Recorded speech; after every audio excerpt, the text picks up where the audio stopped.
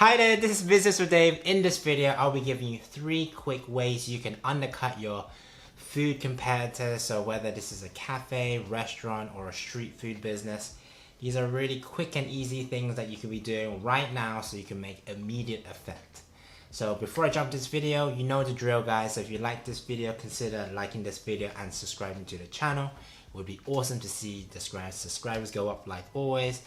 But yes, straight into this video, and straight where you want to be hitting your competitors is on price. So if you could lower your price just ever so slightly, either by 50p or a pound, then at least your competitors will be kind of a little bit overpriced in that sense. And I think when you're slightly lower, customers will notice it. And I think when they compare the amount you're giving for the price, hopefully you'll be seen as value for money. And I think when you have value for money, it makes a massive difference, especially those who are a bit of conscious on how much they spend on food outside. And I think if you could lower it just a little bit, it takes zero effort. Literally just rubbing off your menu prices and just reducing it down just a little bit will already make a massive impact psychologically for your customers, because at least they know if you're on par with everyone else, like £10, £10, and you're $9.50 or $9, then they could be like, okay,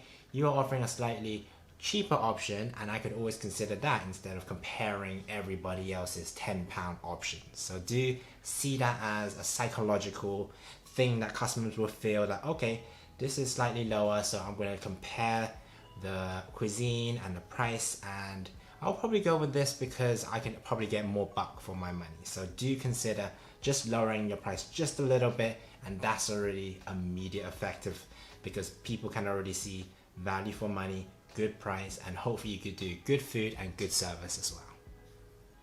The second thing is to give more. I think bigger portion sizes is always really welcomed, especially when you want to do value for money, especially if you want to make it look like it is appealing for everybody. And I think when you increase your portion size, hopefully just maybe if you could even add extras as well, that doesn't cost you a lot but it adds value to your meal, that's the thing that will hopefully get people coming back. And if you have a bigger portion, people will be eating it and people will be like, oh, where do you get this delicious food from? And it has that bigger appeal. And I think when you give more, hopefully it doesn't add too much to your costs, so do be mindful of that. But if you make up through that through more additional sales, then that more or less covers that. So do consider giving more for value for money and immediate effect as well, because your competitors is maybe offering £10 and for a set amount, but if you're offering £10 and slightly bigger,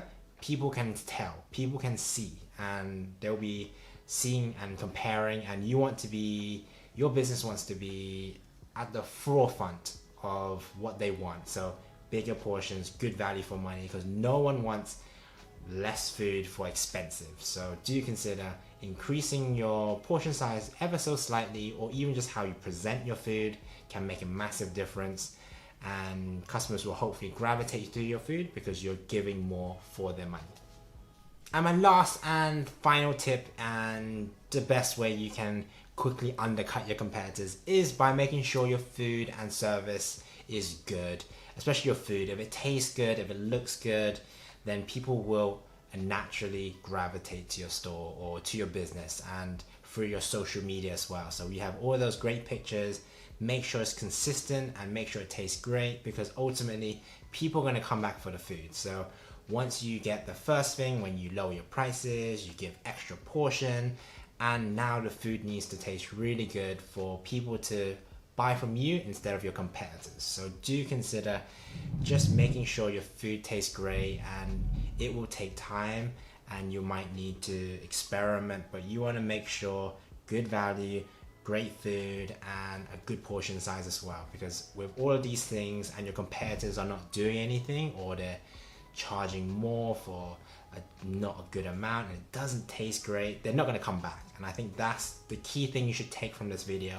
You want customers to be coming back and buying from you, because then once you have that loyal customer base, you can slowly increase your prices again, and then you could also reduce your sizes as well. But if you're competing with a lot of competitors, you want to just make sure you give value for money, good amount of food, and good tasting food as well. So do not underestimate that, because customers can notice the smallest of things.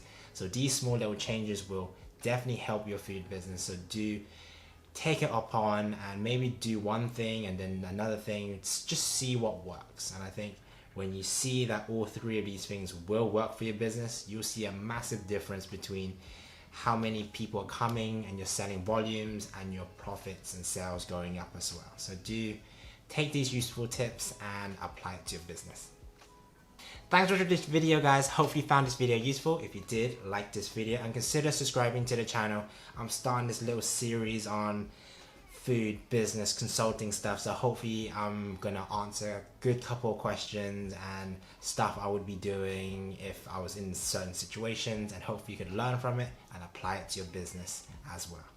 So I've been Business with Dave. Hopefully you found this video useful, and I'll see you in the next video. Take care.